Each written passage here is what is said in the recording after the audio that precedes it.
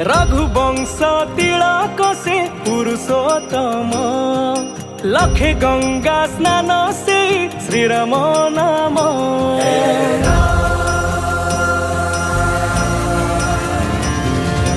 रघुवंश तिलक से पुरुषोत्तम लखे गंगा स्नान से श्रीराम नाम।